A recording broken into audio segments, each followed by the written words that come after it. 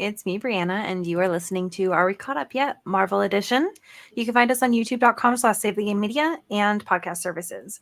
If you do want to show Save the Game Media some extra love and get early access to all of our content, you can go to patreon.com/SaveTheGameMedia, all that fun stuff.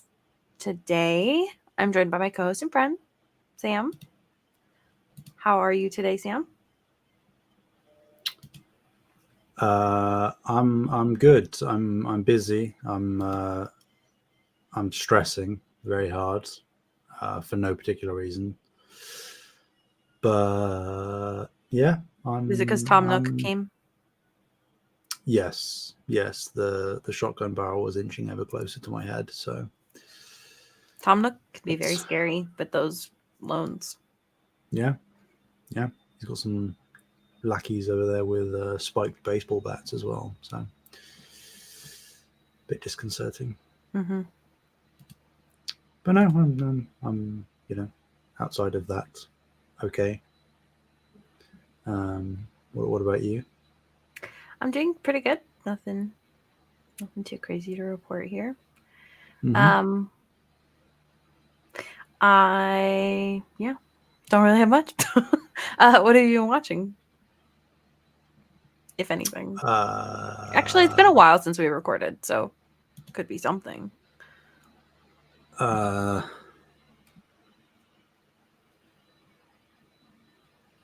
Nothing really.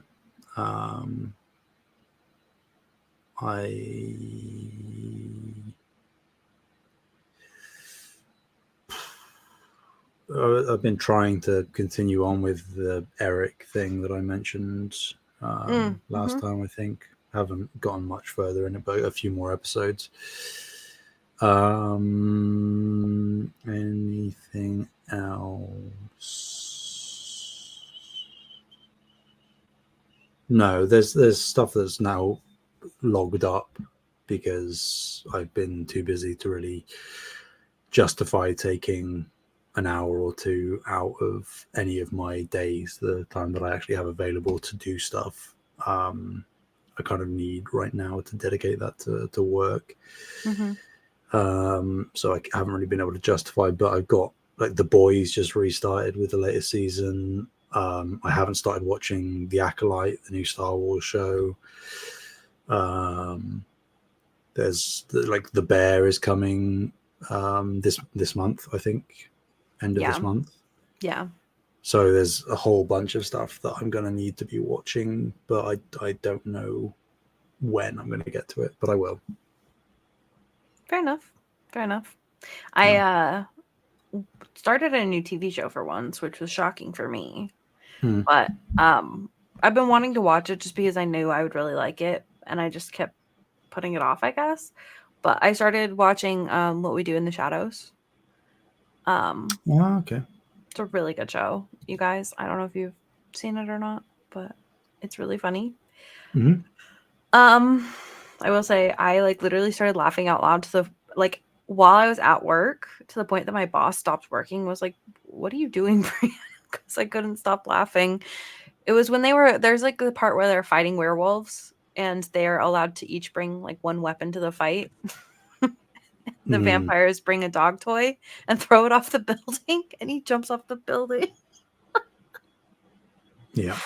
Oh, I couldn't stop laughing.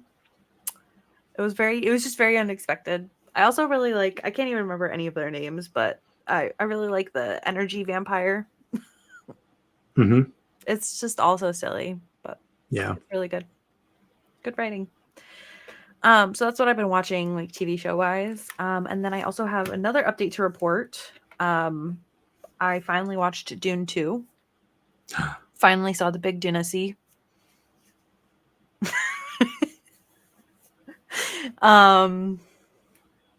I have to say, I think I may have been overhyped for me. I don't think it was a bad film. I think it was a really good film. But I just don't think it was as good as people were saying it was. And I also think that they just were really enjoying jumping around to random spots and not really following any sort of story thread. They were like, we're going to have to cross. And then all of a sudden they're riding worms. And then all of a sudden he's drinking a potion. And there's like nothing in between. I did not enjoy that. Like the random jumps in time, and it's like you can follow what's going on.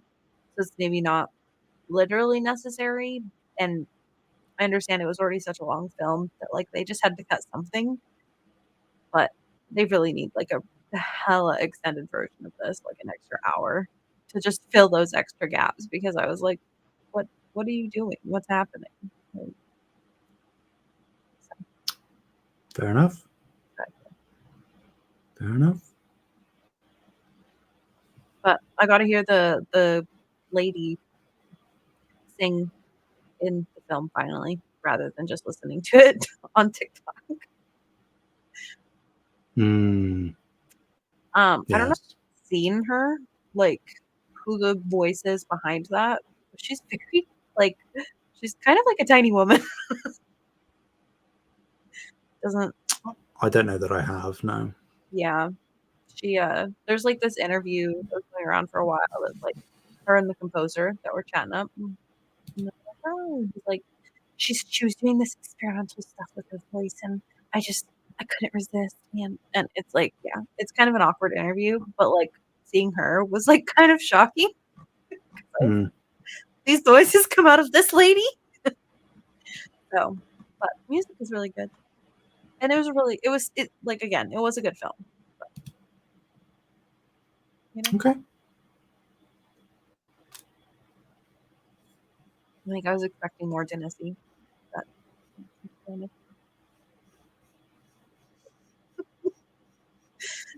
dude, the first time it showed up, I was like, imagine people are eating popcorn out of that. And Yeah. they were. Do Yeah. you think you Yeah. want to perform? Maybe.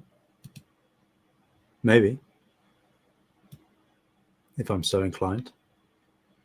Yeah. Yeah. Yeah, those worms are pretty big. They're kind of spooky. Um. Well, yeah, I guess anything that size would be that is relatively benevolent and indifferent to your existence. See, but it's not indifferent to your existence. It wants to eat things. I guess. Yeah. So, Yeah.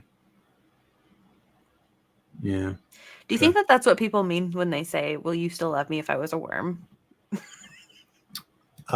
Almost certainly not. No. That'd be crazy though, if you turned into one of those worms. Unexpected twist of fate.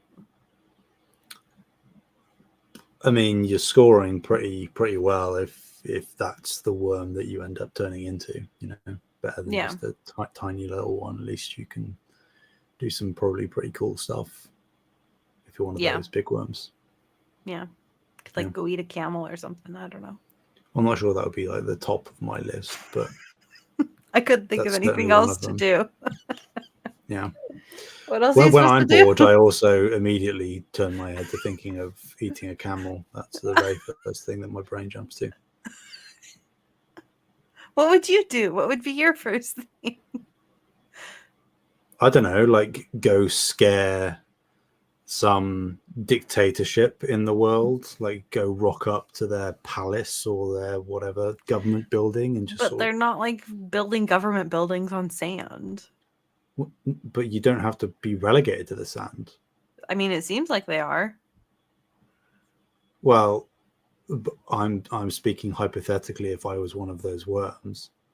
But what if they like physically can't move out of the sand? I would be very surprised if they couldn't move out of the sand. If they really wanted to. Hmm. They were trying really hard. All right. Well, you try it. Let me know. Report back. That'll be next time's topic, yeah. Yeah. You're like, you guys, I turned into a worm. Do not recommend. Everybody said they would still love me, but they didn't.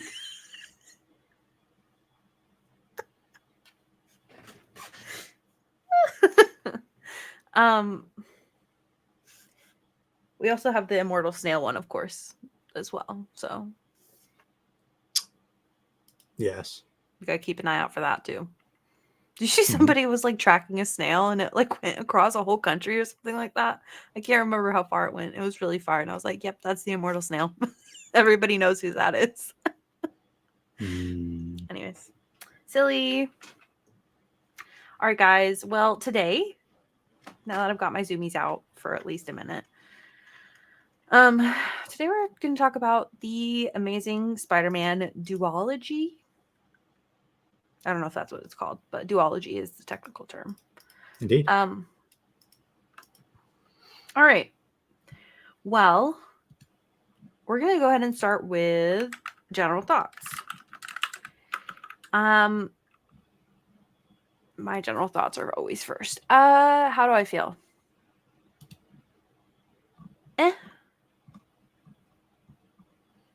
It's kind of my general feeling.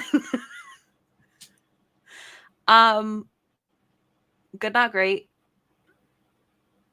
The cheese was just too much for me in a lot of spots in a bad way. It wasn't like, oh, this is cheesy and charming. It was just like, damn, that was so much cheese. And I am lactose intolerant, just as a reminder. So Mm. it was too much. Yeah. Those are my feelings. How do you feel?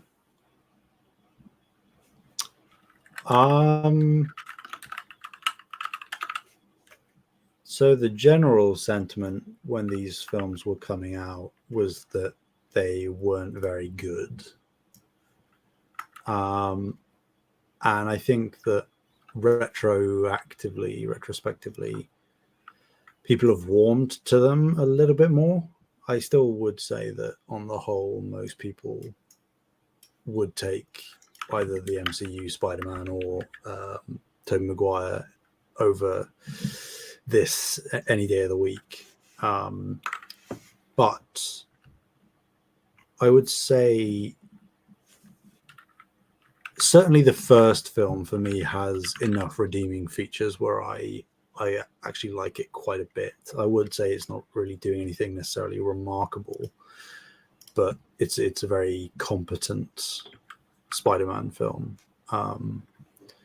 by the numbers, but competent. The second one less so. I still think that the second one is very messy. Lots of very weird decisions and choices, and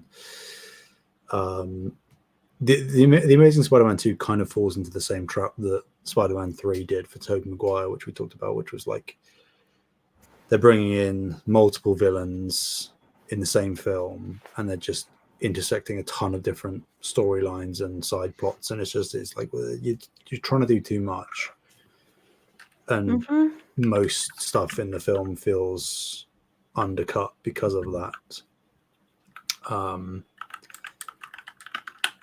Yeah, those are my top level thoughts. I think I quite like the first film, and I think that the second film is okay at best. That's where I land. Okay, fair enough. Fair enough. All right, well, let's get into it. No thoughts on the soundtrack. Like zero thoughts. Head empty.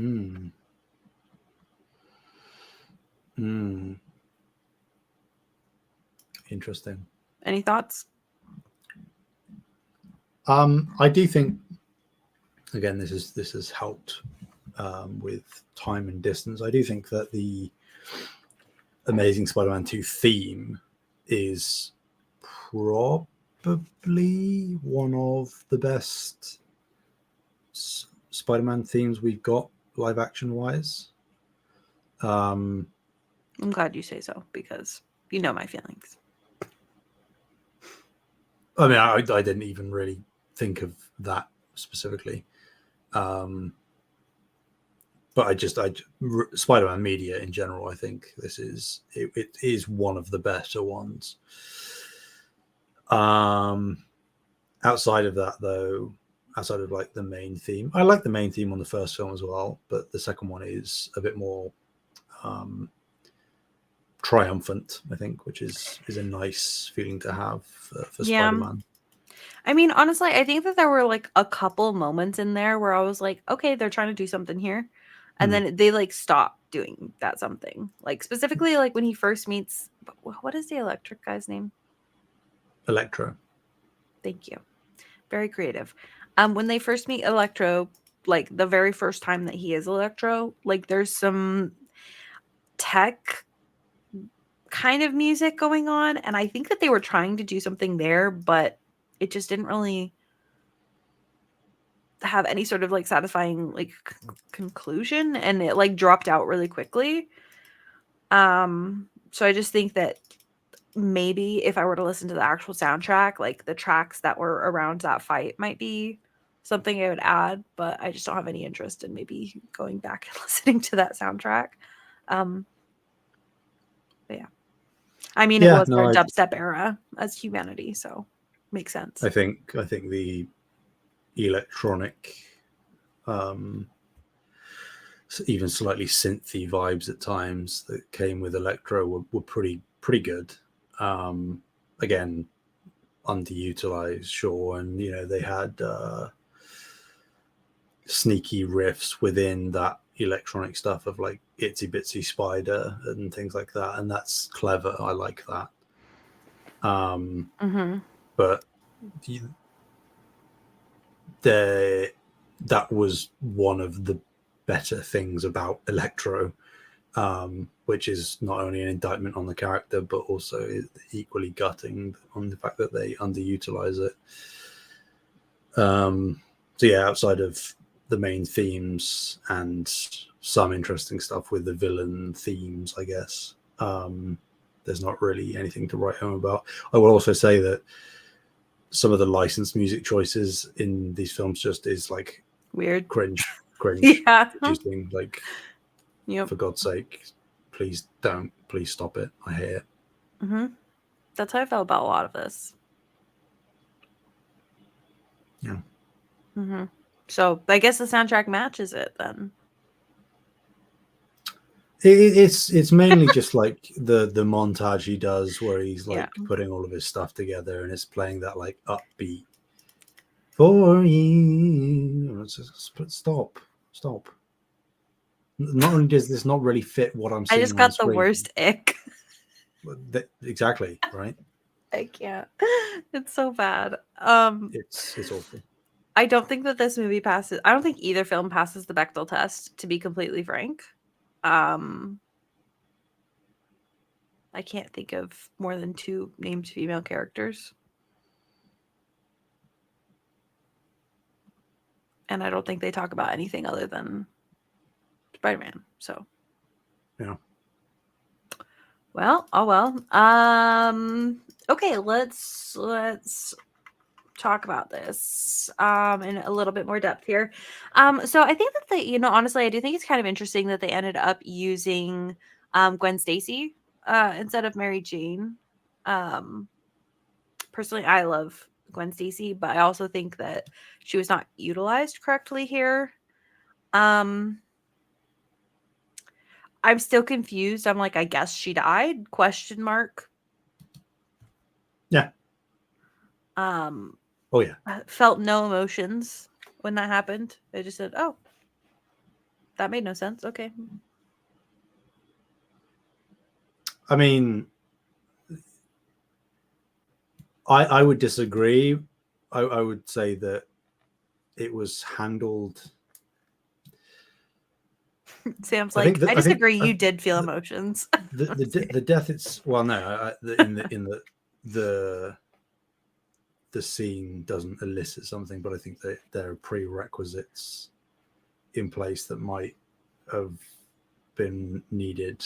Like I think the circumstances of the death are not great because I just think that the way they do Green Goblin in the second film is just atrocious. It's so horrible. It's granted, like there are iterations of the Green Goblin that are more like that, but it's the casting I think doesn't work for me.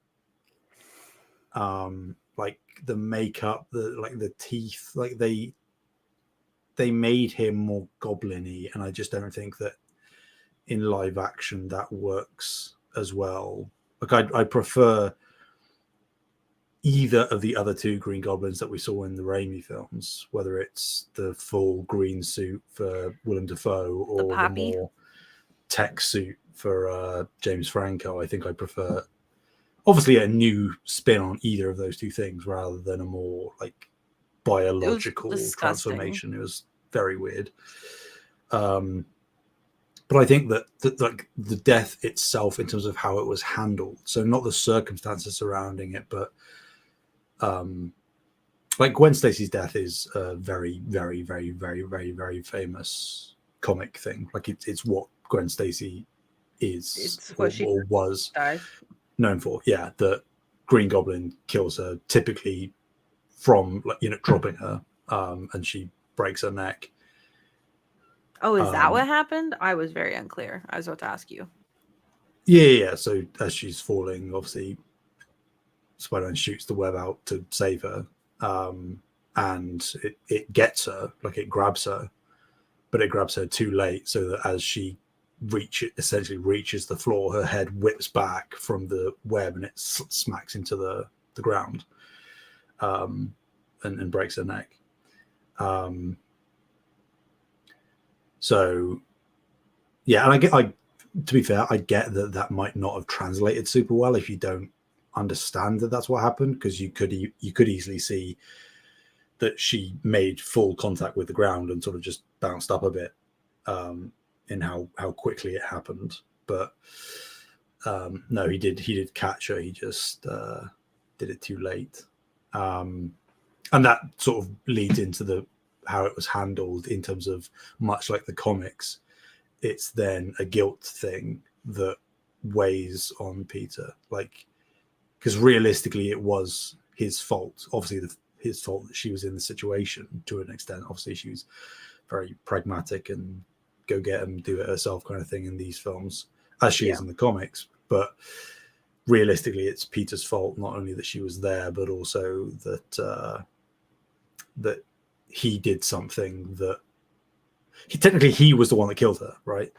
Mm-hmm. Technically, Yeah. and that obviously affects Peter for the rest of the film, right up until the end, essentially. So I like how it was handled, and again, like, you're coming at this after the whole Spider-Verse, Spider-Gwen stuff, but again, at this time, that wasn't what the character was. Like we said in the Raimi films, Spider-Man 3, it's sort of, at this time, she was just the love interest that Peter had when he wasn't with MJ, or MJ was dead, or MJ wasn't around, or whatever. Um, that's the role that Gwen Stacy had, and I think if I'm going to credit these films with anything, and this is partially because Andrew Garfield and Emma Stone were dating technically at the time, Oh, were they really? um, or they met on the set and started Mm. dating and like worked together for the second one, I think. But like their chemistry in both films, I think, is pretty phenomenal. Like I buy it 100%, in a way that I never really got with MJ and Peter in the Raimi films. Like, not the saying that it didn't work in the Raimi films, but I think that the dynamic between Peter and Gwen here is palpable, I would say. Really? Yeah. I think I would actually disagree with that. I didn't really enjoy their relationship. I think that, like, especially, like, I don't know. Maybe I'm just like sick of the hot cold nature of like their relationship, but yeah, I just was having a really hard time with like Gwen Stacy specifically, and like the way that her character was presented, not just like being different from like, I found her character very abrasive, and not in a like, oh, she's an independent woman and we can't have that kind of way, but just more of like a, I just feel so weird about this character. Like, Like she just seems to like just show up randomly in the film, and it doesn't ever feel like an appropriate time, and then they like break up like 20 times, and yeah, I just was not having a good time with that But dynamic. wouldn't you say that that's just more indicative of The story? not to get schlocky or anything, but like the natural attraction that at least in fiction characters have, and it is like represented sometimes in certain real life relationships and dynamics where people keep trying to drift apart, but inexplicably they're kind of like drawn back together time and time and time again, because it feels like it's a thing that should work, even though there are many reasons that it shouldn't be working. Mhm. Um, I mean, and I I think like, definitely enjoy that. I've seen that before in many shows, many movies, mhm, stuff like that, and I think that that's not necessarily, I don't love that trope to start out with, but I think it can be done well. yeah, Um and I'm sure it's just like more like a poor note for the writing of the film than anything else, but I still think that it just wasn't done very successfully for me. I mean, I would push back only in the particularly for how like hot and cold it is in the second film. I do feel like they lay the groundwork pretty well with But the Captain dad stuff, Stacy yeah. dying, and you kind of, obviously you viewed it out of order, but you see elements of that reflected in the Spider-Verse stuff, right, with her and her dad, Gwen and her dad in that film, of sort of he's supposed to die, like he dies, Yeah, and it's a it's meant to canon be, event. yeah, it's meant to be a defining moment not only for her character but for Spider-Man, and by proxy Peter Parker and his interactions with Gwen and what that relationship means. And it's the idea that, you know with most hero there is the trope of you love the person, they're all you want, but you have to keep away from them because the closer you keep them, the more likely they are to get hurt, kind of thing. Mm. Um, Yeah, I'm glad that you bring this up because I think that you're right in that, like, I think that the actual, like, maybe I'm saying this backwards. So the actual pieces of like what the story entails of like Captain Stacy dies, and he told Peter, no matter what, you need to stay away from her because I don't want anything to happen to her. And then something happens to her. And I understand like that piece of the story I think is really compelling. And I think it's very different from Mary, like what Mary Jane usually is. Mary Jane's usually like the reward for Spider-Man for all his hard mhm. work kind of thing. So I think that it's definitely like that story piece, I think is the interesting part. I don't think that it was well written in this film, and I don't think that it was well acted in this film. Not to say that they're bad Oh. actors. Obviously, they're incredible actors. They still have strong careers, but like I just think that like this film in particular just didn't deliver that correctly. But I will agree with you that I think that that dynamic itself in the Spider-Man story is very very interesting. Hmm. I guess it's just to agree to disagree on this one, but I think Mhm. like something I do love, not that this is like a fighting back thing, just a comment We on can films fight. in general, is I do like that throughout the film, Captain Stacy is like haunting Peter. Hmm. Like you can see him, and that is something that, not that either of these films are particularly like gritty or dark, but I like that it leans into some of the more tormented aspects of Spider-Man, Hmm. the duality there, because you got like hints of that in Raimi, of having to do the balance and what do you sacrifice on either side to try and maintain that balance. Hmm. But I think that just by nature of the themes and the narrative content that these films delve into, um, they do lean a little harder into that, whilst maintaining the overall bright and zany tone that Spider-Man should have, which I appreciate. I think that realistically, throughout all Spider-Man media, because we all kind of just know what Spider-Man is at this point, and we've Hmm. seen takes on Spider-Man that are all really quite similar. I think that there is, certainly from me, who is a glutton for media that is dark and challenging and gritty. I love that stuff. I do think that there is an outcrying for Spider-Man to kind of mature alongside the audience. And I like that these films, whilst not necessarily overly successful all the time, did try and push that a little bit further, that broke away from the real comic booky feel of the Raimi films. Yeah. Yeah. I do think that like the Raimi films kind of set the groundwork for there to be like that super over the top like comic booky existence in the first place. So I think it makes sense that they like that the Raimi films didn't break away from that. But yeah. These films had to find some way of being different to the Raimi stuff.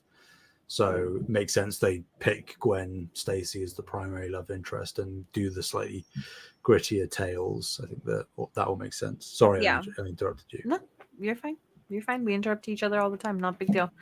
I will say, like thinking about, thinking about like all of the Spider-Man experiences that I've had personally. I have not touched the comics.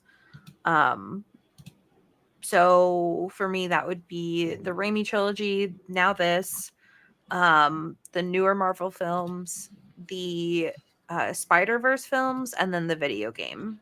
So the like 5 experiences total. I think this one's probably the weakest out of the 5, right? So I think that there's a lot they could have done here. And I think that the stuff that they did do successfully was still like a weak delivery. So I don't know. I think that like Harry's character showing up. I like the way that they introduce his character. And I was kind of excited for that. But then I think that story just flopped so hard. And you're right. The design was horrible. And yeah, I don't know. But I think that like the setup for that was really interesting. I also will say the first film was significantly better than the second film. Yeah. Yeah. But like, I do think that, like, for me, that obviously we disagree, but I like the relationship side of things in the second film. I greatly prefer to the first, just because of that push and pull. Extra dynamic. Exactly. Yeah. And I also like more superficial things, but I do think the music in the second film is better, or at least tries to do more interesting things. I will say, a bit of a hot take for some, I think that the suit in the second film is the best Spider-Man suit we've ever had in live action. I think that I'm glad you say in live action. The colors I'm going to redact in live action. I just think in general. No. Spider-Verse suits are incredible. Don't even. Okay, how about this then? The best Peter Parker suit. Fine.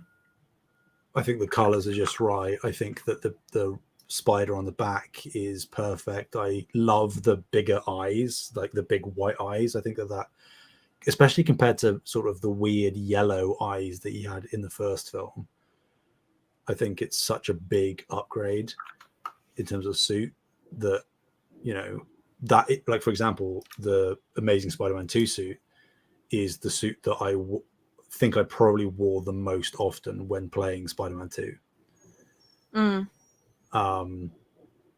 Because I just think it's, the design of it is so simplistic, which is what is nice. I don't like over-designed suits.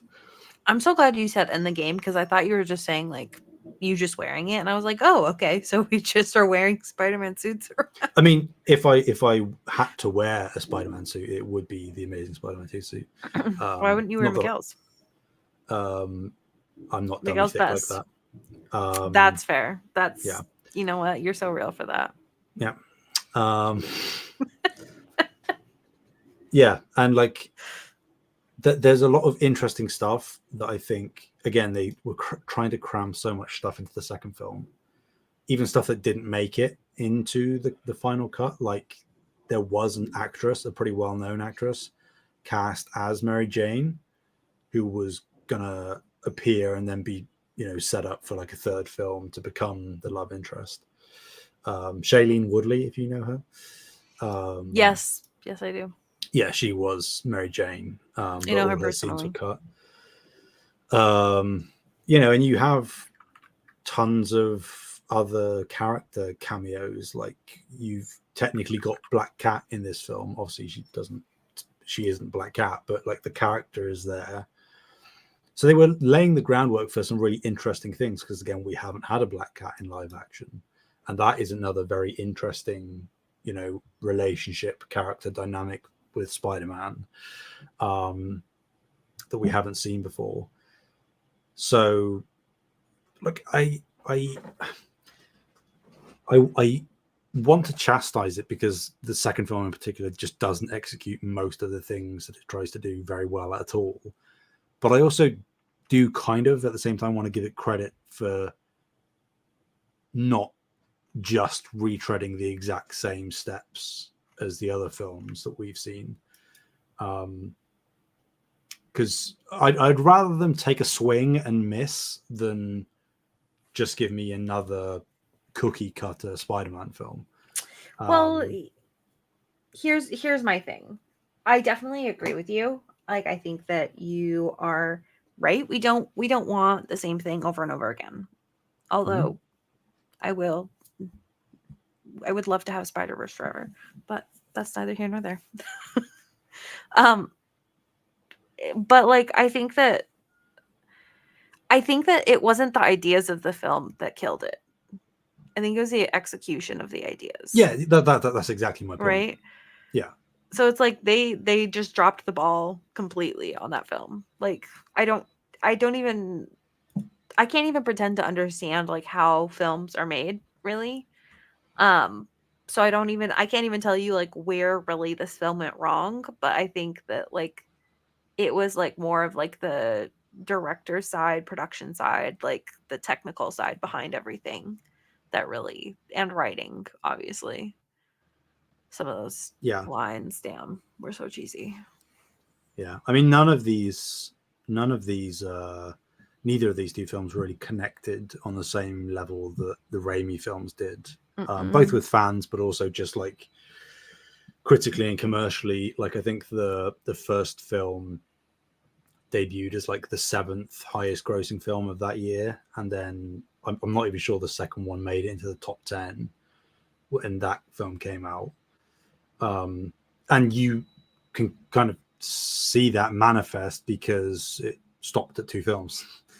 Like the end of Amazing Spider-Man 2 is very clearly setting up like a Sinister Six type thing, which again is really cool because we haven't had a Sinister Six in live action.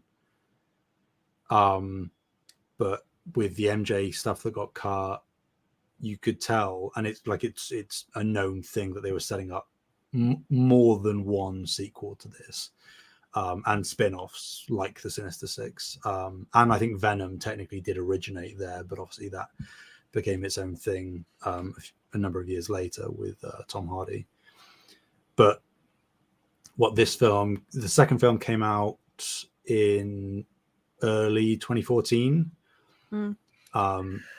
and early 2015 was when Sony and Marvel sat down and made the deal to share the film rights, and then by proxy reboot the character into the MCU with Tom Holland. Because prior to that, there were discussions, at least. The intention was always to introduce Spider-Man in Civil War, like he did get introduced. But there were rumors early on, prior to how poorly this second film did comparatively, that Andrew Garfield was going to be the Spider-Man that shows up in the MCU. But obviously that got cut short. Honestly, I'm kind of glad. Yeah, no, it was the right choice, I think. I feel sad for Andrew Garfield because he kind of got dealt the bad hand. Mm-hmm. But when I have my own gripes with Tom Holland, but I think that having a clean cut and just having their own take that isn't beholden or dragged down by any external products that like kind of are tangentially related but aren't really canon, but then maybe retroactively have to become, it just gets confusing. Not that things haven't become confusing after the fact with the MCU, but you get my point. Mm-hmm. So yeah, it's kind of proof in the pudding that these films weren't that great. Like I think like what you said in your opening salvo, like good, but not really anything beyond good, and arguably less than good and just okay, Yeah. which is a And shame. mm-hmm. Yeah. I was gonna say, like, I think that like one of my things that like I didn't it really stuck out to me is I don't know if I love Andrew Garfield as Spider-Man. Um, I Mm. think that like he felt too old for what they were trying to cast him for. Like to be fair, both him and Gwen Stacy both felt too old for what they were trying to cast for. Like they did not feel like the age that they were trying to portray them as. Just like Tobey Maguire, right? And Mm-hmm. Kirsten Dunst. It's like I'm not going to believe that these people are high school students for Yeah. a second. Yep. I think it was even more obvious here. I think that like he for me didn't quite get like the charm like the charm of like Spider-Man. I just don't think it was very well played. I don't know if it was just like him or like the writing. It could be a combination of both. Again, I personally I think that he's an incredible actor. I just specifically him in this role. I just didn't enjoy him as Spider-Man. I just think that he just like the charm of Spider-Man, his like awkwardness, his like dorkiness, like I just didn't think played well. Even though he's Interesting. like a super dork in real life. So I don't know. Maybe it is just the right. I don't know. But I just So bouncing off of that, I have two consecutive questions for you. sure. You've now seen all three live action Spider-Man that we've gone thus far. Mm-hmm. Um, Peter Parkers. How would you rank them as Peter Parkers? Not Spider-Man, as Peter Parkers. Do you have any guesses? I'm just curious what you think is going to be my top. Uh, mm, well, based off of what you've said, I would. I mean, the technically could be a toss-up for the top two, but I would assume. I'm going to guess your ranking for Peters would be Tom, Toby, Andrew. Yeah, but you got to give like a couple spaces just in case there's other Spider-Man in the future, and then Andrew Well, Garfield. I mean, sure, but we've only got three live action so far. Yeah, So yeah. No, I think that like personally, I think like in terms of like portrayal as well as like the way that the character comes across, I think that Tom Holland is the best Spider-Man. I think that his the like his acting, like his kind of dorkiness, nerdiness, like I think that he plays Spider-Man really well. I think that I enjoy his Spider-Man. I understand like kind of some of your beef, especially with like him not needing to like learn the technology side of things, stuff like that. Like I understand like the beef with it, but I also think just like pure like who's the best like Spider-Man, I think that Tom Holland wins for me. okay, but now the question is specifically who's the best Spider-Man? How would you rank them? Because that's different to Peter Parker. Still the same. Interesting. Still the same, yeah. I think that like I mean if we start introducing like the other mediums, like I think that all three of these fall straight to the bottom, right? Like I think that the other portrayals of Peter Parker are way better. Whoa, that's a hot take. That's a hot take. Really? Like I think I would like say Peter Insomniac's Peter is middle of the list at best, don't agree and with that. then I would say Spider Verse Peter is probably about the same middle of the pack. Which one? The one that Spoilers. Well, I The one mean, we that don't dies, really or have the one enough. We don't that's really have Peter B. enough of Parker. the first Peter, do we? I mean, he's kind of Um, handsome. I mean, sure, but we don't really get anything of him. I love Peter B. So, Parker. but I'm not saying I don't love him. I'm just saying that in terms of Peter's, what Peter Yeah, is as well as like traditionally. Spider-Man. I mean, yeah, I think that like if we're talking about like Spider-Man, I think that like probably Andrew Garfield's like the way that like specifically if we're just talking about like the technology of everything, I think that his character makes the most sense, right? Like his family were scientists, like he was like clearly like super in the depths of this like science and understands all of it and has to build everything for himself, like all of that. Like I think if we're talking about like just like the technology side of things, he probably wins. But for like actually Spider-Man, I think I would still keep the same ranking. Hmm, interesting. What about you? What are your rankings for Peter Parker and then for Spider-Man? I did. We this was something that we talked about on Frame by Frame back in the day. Rest in peace. Indeed. Um, I have always been a pretty staunch advocate in the sentiment that Toby is the best Peter, Andrew is the best Spider-Man, and Tom Holland is a good middle ground. I think that Peter Parker is a nerdy, everyday guy, very under the radar, unassuming. And I think that of the three actors live action that we've gotten, Toby embodies that the best. He's a bit bumbly. He's a bit sort of, stumbling over himself, which I think is quite required for Peter.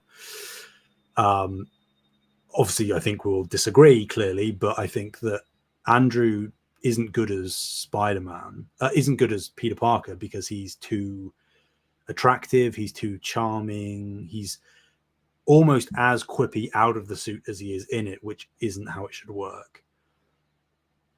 But I think that when he's in the suit, the quippiness feels most natural with Andrew, in comparison to the other two live action actors. And then I think that Tom Holland, for me, you you can make an argument that Tom Holland is like the boiling pot and therefore is the closest to overall traditional comic Peter Parker. But I think that it doesn't help that we've seen both sides depicted, in my opinion, well from previous iterations. And it kind of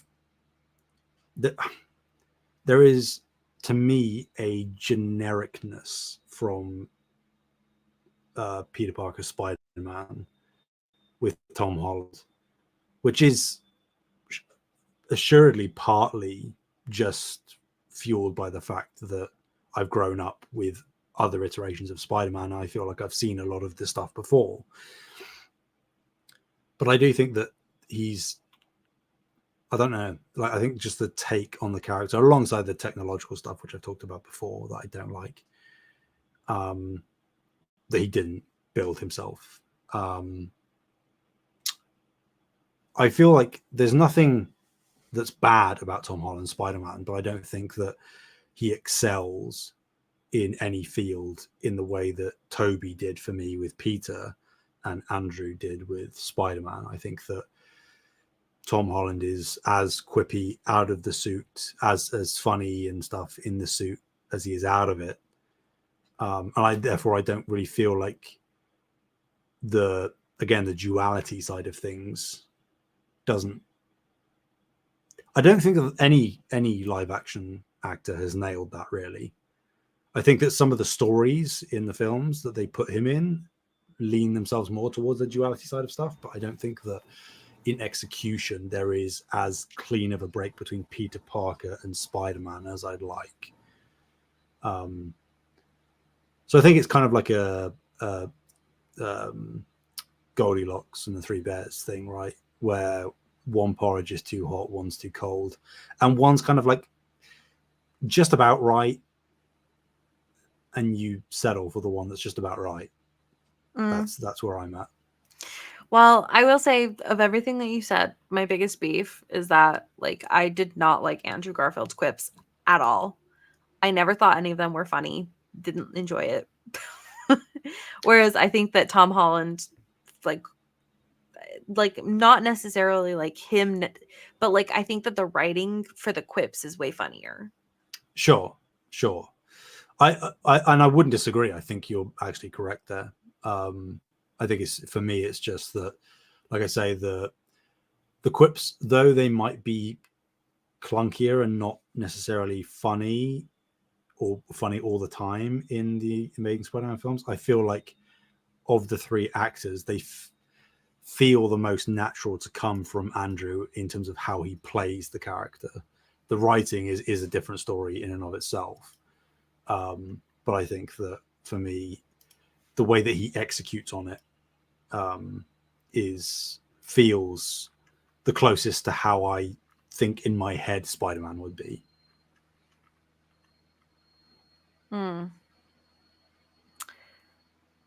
Yeah, I mean, I guess that makes sense. It's just I don't think I loved it.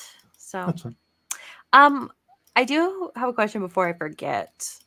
Uh, do we was this 3D when it came out in theaters? Because there's some scenes in there that I was like, this feels like this was probably a 3D movie at some point. And I was curious if you remembered. Uh, Specifically the scene with Stanley where they're like fighting behind him, kind of. I can't think off the top of my head for certain, but I'm pretty sure, like, with this coming out in the mid 2010s, I can't see there's any way that this wasn't Was a it version of 3D? this wasn't in 3D, Yeah. because pretty much every big film in that era had some kind of 3D version, even if it wasn't made for 3D. But I agree that there were scenes in the film that certainly feel like it is optimized to make use of 3D. So I wouldn't be surprised in the slightest. Yep, that's what I thought. I was like, yeah, that looked very watching a 3D film kind of Yeah. moment. Yeah. All right. Well, is there anything? Oh wait, actually, there was another question I had. Now that we've seen a bunch of films, I think we have one more Spider-Man film left, live Yes. action wise. But disregarding that one, who is your favorite villain thus far?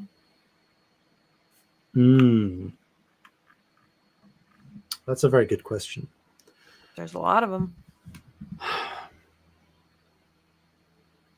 I mean, I said when we were talking about the Raimi films that it might be Sandman. Narratively, I think in terms of like iconicness, the answer kind of has to be Willem Dafoe's Green Goblin, because He is very iconic. the design, I think the glider is certainly very cool as well.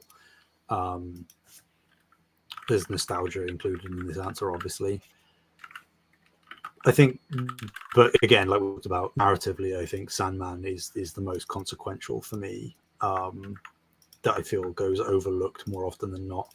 I will say, whilst I'm not crazy hot on the film itself, I still have to like check myself and remind myself that we got a mainline Spider-Man film that had Mysterio as the villain.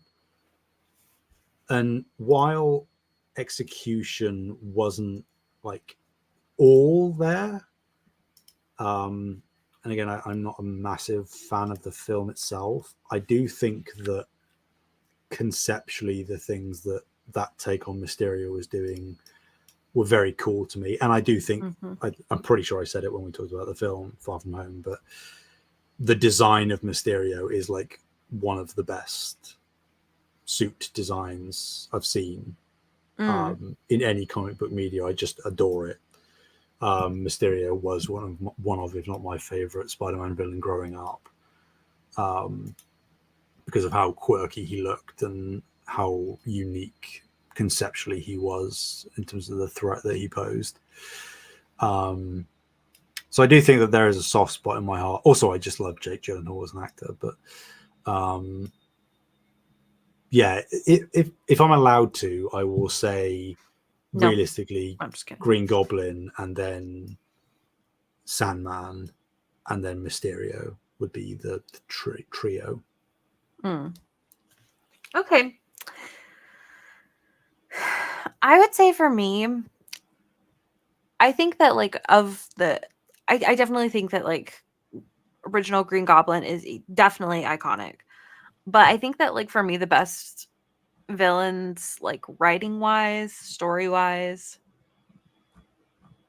I think that I probably enjoyed Mysterio best. Um Mm. I think I did like the Vulture as well. Yeah, yeah. In Tom Holland, obviously. Mm-hmm. I just think that they had like they didn't try to shove a bunch of villains all in at once. They like spent time developing their stories. They actually cared about developing their stories. I also think that it's like kind of a product of the times as well, where we kind of now have a better understanding of what people are looking for Yeah, in comic book movies. Um so, you know, you know, I don't know. I think that those are probably my favorites. yeah, So, yeah. yep. I will say as one maybe last thing, talking about like the different narrative, slightly grittier or different elements that the films were diving into. It's a shame because I think that they could have gone somewhere interesting with it. It's infuriating that they went so little into it with the films that we did get. But I do think that the mystery surrounding Peter's parents is a Very really nice interesting. thing to have included. And they were obviously setting plenty of stuff up. Obviously, we never really got the answers. If you know the comics, there are things that you can extrapolate. But yeah, I do appreciate its inclusion. I do find it frustrating, amongst many other things, obviously, with the Amazing Spider-Man 2, that the setup was there in Amazing Spider-Man 1, and you're sort of, okay, we're going to get some meaty context there, because again, that's the new and fresh stuff that I think is the most important when you're doing just another Spider-Man film. You want those differentiating factors, and that was one of the key differentiating factors, because we got none of that in the Raimi films. But it felt so glacial, the amount that we Mhm. got. It felt we inched ourselves forwards in that storyline, just the smallest amount, and didn't really They're get just any teasing us. answers. Yeah, which is unfortunate that that never really concluded. But it's there, you know. I Me guess too. it's a little bit of seasoning on the film that it wouldn't have had otherwise. If you want to be a glass half full kind of guy. Yeah. Oh well. Rest in Yeah, peace to that Spider-Man universe. yeah. Um, well, I don't think I have anything else left to say about this film. I guess either. There's two. Uh as far as ranking, we're not ranking these, but even if I did, it would be maybe just above Incredible Hulk. Maybe just above Dark World if I was feeling generous. Fair. But it's not being ranked, so Yeah, what can you do? yeah. What are we watching next? Here's the thing, Brianna. Oh no. This is a first for this podcast that we here do. You have a choice, Yay! I love choices. I actually hate decisions, but you know. because technically the next Mm. two things, we'll be watching the next two things regardless, but Right? they are really interchangeable in what order we watch them. Okay. So it's really what flavor you're feeling, which you prefer or potentially be more interested in watching. Okay. So your choice is as you could probably infer, the final to date Spider-Man film in Spider-Man No Way Home, or the Hawkeye Disney Plus series. Ooh. So it's whether you would prefer to round out the Spider-Man stuff and get that done, Yeah. or you'd like a small break, have a different flavor, and then jump back to Spider-Man. That's such a good question. I think I'd rather just finish off the Spider-Man stuff, to be Okay. honest. So let's do that. We'll watch the last Spider-Man, and then we'll watch. I don't think we'll watch it, but I'll watch Spider-Verse films as I do. That is your prerogative. It's what happens. You just sometimes you have to see Miguel. Sometimes you go, oh, I just miss that guy. You've got some kind of unhealthy obsession. Honestly, I play it up so much just to bug you, but I don't think you do. Deep down. I really do. But you know, it's funny.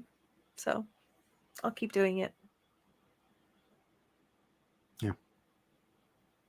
Listen, like you said, he's dummy thick. So That he is. all right, guys, thanks for hanging out with us this week. We will see you next week where we finally make it back from the nightmare that has been this wandering. I don't even know. We haven't even watched anything for such a long time. It's been a little break from the main timeline, shall we say? Yeah. And So now we're back on track. yeah. Thank goodness. Thank goodness. I'm sure we'll find our way back off track at some point, but Probably. it's okay. We'll make it back eventually. And we'll get caught up eventually. Hence, are we caught up yet? Mm-hmm. Are you ready for that pun? When we finally watch the last thing, I'm going to be like, Sam, are we caught up yet? You're going to be like, yes. And then you get the Looney Tunes. That's all, folks. Yep. Yeah, no, I'm ready. Okay, it's not going to happen for quite a while, but I'm ready. I think it's closer than you think it is. I think it's further away than you think it is. Probably. It's probably right in the middle. I think we have like, what, 20 things left-ish? I can't even remember off the top of my head, but that doesn't sound too outlandish. Yeah. It's probably less than that. I think it is less than that, but well, because we have much. The TV shows too, because we have to watch like each show has like its own seasons and blah. Sure. So because we have like what if season 2, we have Loki season 2 and season 3. No season 3 yet. Oh, okay. No. Eventually, maybe by the time we get there. Well, yes, potentially. You can only hope. Hopefully, Severance season 2 at some point too. That's not even slightly connected. Dang it. Or maybe it is, and our Enies just don't know that. Yeah, I was gonna say, like, what if they're helping the Marvel characters, and that's actually what they're doing at their job? We don't know. That would make sense. I really hope that they explain the goat at some point. There's just like a room of goats, I don't know. I hope they don't. Really? You don't want to know what they're doing? Just let it be a goat room. All right. Speaking of Severance, seeing that guy like in Dune was real weird. I was like, oh my god, what's happening here? Oh yeah. Christopher Walken. Yeah. He's just that old bumbling guy from Severance in my head now. But anyways, guys, I will let you go. But I do want to give a shout out to our patrons. We have Alpaca Tom, Fabulous Brianna, Brianna's mom, Brianna's brother, Lindsay, Nikolai at Night, Cypher Primus, Brendan Mars, Marcus O'Neill, Lillian, Mimi J, David Hotright, Dave Harp, the Xbox Expansion Pass, Lee Navarro, Silicanet, Ellery Woods, Parker the Third. Thank you guys so much for your support. We really appreciate you. You can join as well if you want. There's a free trial for 1 week. There is you can get your name read literally for $1. So that would be a really good dollar spent. Just tip your waiter $1 less and give it to us instead.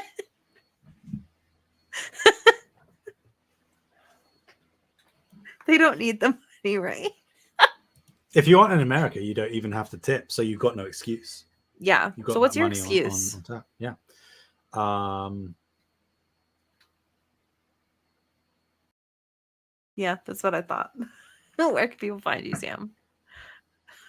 Apparently nowhere. You can find me at Fabulous Brianna, FabulistBreanna. You can find him at Sam Heaney, Heyney. wow, you really messed that up, huh? I think you just said I said Heyney. Heaney. I don't think that is what you said. I don't think that is what you said. Maybe I didn't. No, you didn't. Regardless, I got the H in there, which is really the important part. Really, the only important part. I didn't say it with an accent though, so I did kind of mess it up. Yeah. If you want to do it, you can. No, it's fine. I'll just leave it as is.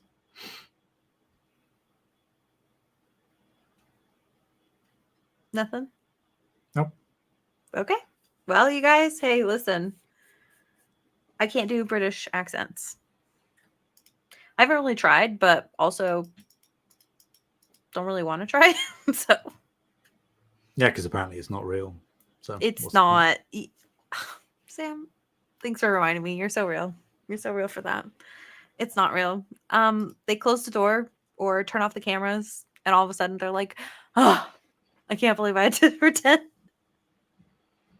It's exhausting. I'm sure it is. Honestly, the thing that really gets me is like when you know somebody like is like trying to do like that American accent, right? But they have originally like a quote unquote British accent, right? So you can kind of hear the British accent slipping through their fake American accent. It's like Mm. you're trying so hard where you're like layering accents when you could just like let the British accent go, you know? Yeah.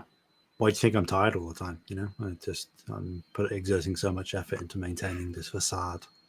Well, I mean, you do say you're really tired every week, so that Yeah, does check that's my point. out. Yeah, exactly. Yeah.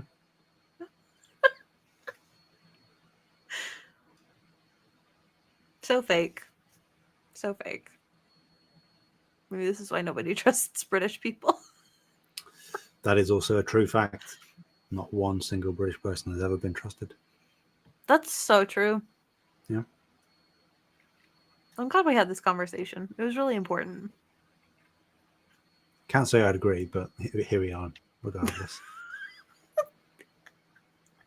You can find Save the Game Media at Save the Game Media or at Save Game Media for Twitter/X/whatever it ends up being called next. Do you think they're going to rename it again? I think so. Why not? Yeah, we've already gone there once. Why not? Why Do it not? again. Mm-hmm. That's usually the right answer. Why not? We'll see you guys next week when we watch another Spider-Man film. Bye.